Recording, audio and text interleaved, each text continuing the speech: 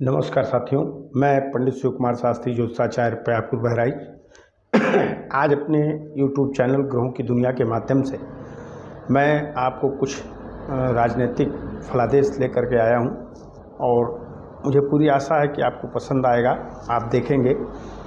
और मेरा भी ये पहला प्रयोग है। वैसे तो मैंने तमाम राजनीतिक भविष्यवाणियाँ की हैं जो लगभग अक्षरशः सत्य हुई हैं साथियों, लेकिन सोशल मीडिया के माध्यम से ये मेरी पहली भविष्यवाणी है। इस समय हमारे देश में विशेष करके झारखंड और महाराष्ट्र में जो है विधानसभा चुनाव चल रहा है साथियों, उसके बारे में मैं आज अपना विश्लेषण रखूँगा। वैसे तो तमाम विद्वानों ने विश्लेषण रखा होगा और तमाम लोगों ने बताया होगा, लेकिन मैं आज जो है अपने माध्यम से छोटा सा ज्योतिषीय विश्लेषण रखने का प्रयास करता हूँ साथियों। मैंने ज्योतिष में विचार विमर्श किया है और जो विचार विमर्श में मेरे आया है, अभी इस भारतवर्ष में भारतीय जनता पार्टी के यशस्वी नेता और भारत के प्रधानमंत्री माननीय नरेंद्र मोदी जी की ग्रह स्थितियाँ बहुत ही मजबूत हैं, बहुत प्रबल चल रही हैं। इसके अलावा उत्तर प्रदेश के मुख्यमंत्री माननीय योगी आदित्यनाथ जी के ग्रह बल बहुत ही मजबूत हैं। इन दोनों महानुभावों के ग्रह बल इतने मजबूत हैं कि अभी दूर दूर तक ऐसा नहीं दिख रहा है कि इनके टक्कर का कोई और ग्रह बल प्राप्त हो या दिखे। हमने तमाम जो है देखा है, तमाम लोगों का विश्लेषण किया है, तो ये प्रबल योग है, ये प्रबल चीज़ मानना भी पड़ेगा। लेकिन जहाँ तक पहले बात करते हैं महाराष्ट्र चुनाव की, तो महाराष्ट्र चुनाव में जो देखा जाए तो नरेंद्र मोदी जी का योग बल और माननीय योगी जी का योग बल दोनों के संयोजन में ये दिख रहा है कि भाजपा अच्छी स्थिति में जाएगी। लेकिन अन्य ग्रह स्थितियों को देखा जाए तो भाजपा जो है जो उसकी अपनी जो है पार्टी है महायुति पार्टी, उस महायुति पार्टी की जब गणित की जाए तो उसमें ये देखने को मिल रहा है कि स्पष्ट बहुमत का संकेत नहीं दिख रहा है। अगर महायुति पार्टी को सत्ता में आना है तो उसे प्रबल संघर्ष करना पड़ेगा, इसके बाद ही वो सत्ता में आ पाएगी।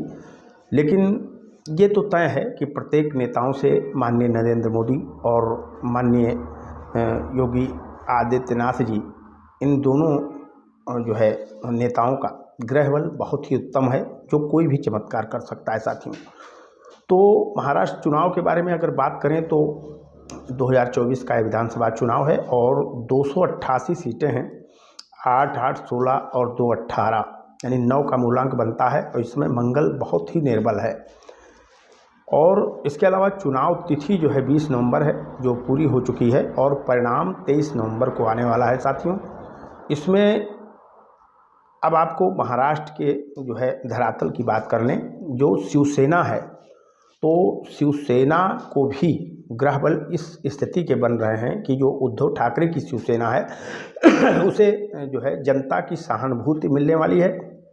और जो शरद यादव जी की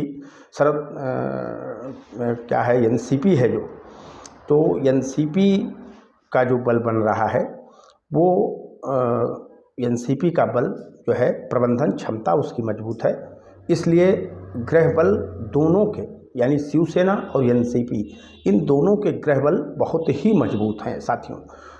तो उद्धव ठाकरे वाली शिवसेना और एनसीपी ये दोनों जो है काफ़ी मजबूत हैं और मजबूती की स्थिति में ये महाराष्ट्र की जनता का पूरा जो है सहानुभूति पाएंगे। और इसमें से भी विशेष करके महाविकास अघाड़ी पार्टी का जो है राजयोग में से 2 नेताओं का राजयोग आता है।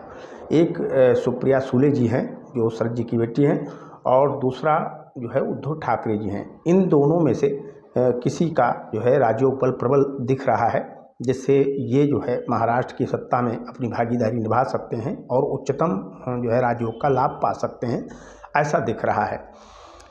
विश्लेषण अगर कुंडली की जाए तो नरेंद्र मोदी जी का जो शनि है वो काफ़ी प्रभावी है और वो शनि मार्च 2025 तक काफ़ी प्रभावी दिख रहा है। और इसलिए माननीय नरेंद्र मोदी जी को मार्च 2025 तक संघर्ष करना पड़ेगा, हर स्तर का संघर्ष करना पड़ेगा। विपक्षी जो है कहीं भी नहीं चूकेंगे और हर स्तर उन्हें रोकने का प्रयास करेंगे, ये देखा जाएगा साथियों। और यदि भाजपा का देखा जाए तो भाजपा का जो विश्लेषण किया गया है उसमें शनि दोष निकल रहा है, तो भाजपा भी शनि दोष से ग्रस्त है। इसलिए ये देखा जाए तो तमाम विपक्षी गणों के जो है स्थिति के कारण भाजपा थोड़ा सा दबती हुई दिखाई दे रही है।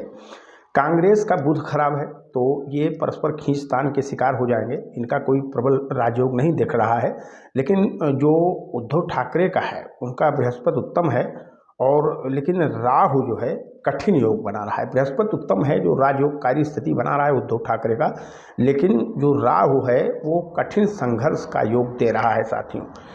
अब आइए बात करते हैं एकनाथ शिंदे जी की, जो वहाँ जो है विशेष वर्चस्व है उनका, और राजनीतिक छत्रछाया भी उनकी बहुत प्रबल है, माननीय मोदी जी की छत्रछाया है।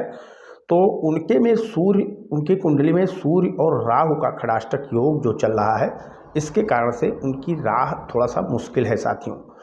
तो इस तरीके से अगर देखा जाए तो स्पष्ट बहुमत की कोई सरकार दिखती नहीं है। यद्यपि दो नेता माननीय नरेंद्र मोदी जी और माननीय जो है योगी आदित्यनाथ जी का ग्रहबल इतना प्रबल है कि कहीं भी कोई भी चमत्कार करके सत्ता में आ सकते हैं।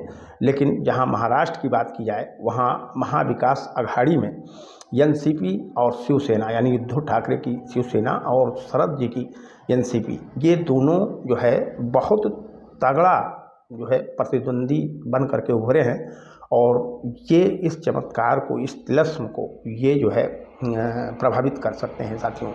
तो कुल मिला के देखा जाए तो परस्पर टक्कर जो है महाविकास अघाड़ी और महायुति की बहुत परस्पर टक्कर बहुत तेज है, जिसमें से जो जनमानस का मनोभाव है वो ग्रह कुंडली के हिसाब से, ग्रह गोचर के हिसाब से ज़्यादातर जो है वो महाविकास अघाड़ी की तरफ जाता हुआ दिख रहा है।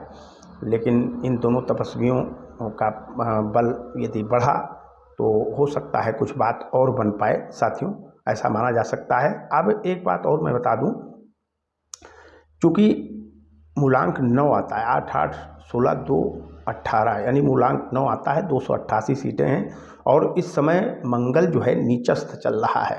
तो यदि सत्ता संघर्ष हो जाए महाराष्ट्र में तो कोई बड़ी बात नहीं है, या सत्ता प्राप्त कर ले कोई और इसके बाद छत्रभंग हो जाए तो ये भी कोई बड़ी बात नहीं है साथियों।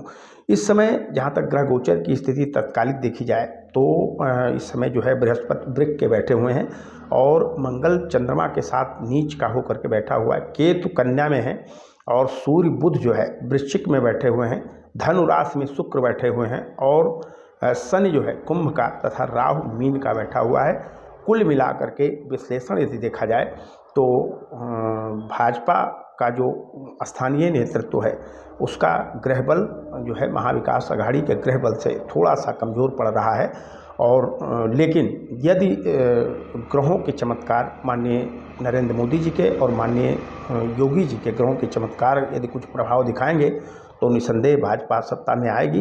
अन्यथा चूँकि मंगल चंद्रमा से युत है और सीट का मूलांक 9 बनता है, इसलिए मान करके चलिए कि या तो सत्ता संघर्ष होगा, या तो दोनों पार्टियों में से, यानी महाविकास अघाड़ी पार्टी में से और महायुति पार्टी में से आपस में दलों की अदला बदली संभावित है, जिससे सरकार बन सकती है। तो इस तरीके से हमने आपको आज का ये छोटा सा ज्योतिषीय विश्लेषण बताया। यदि आगे सफलता दिखती है तो मैं भविष्य में राजनीतिक फलादेश भी करूंगा साथियों, आप लोग सुनेंगे, उसका लाभ पाएंगे। और कल के वीडियो में हम आपको झारखंड की राजनीति पर कुछ कहने का प्रयास करेंगे, अपना विश्लेषण देने का प्रयास करेंगे। तब तक जय जय सीताराम, हर हर महादेव।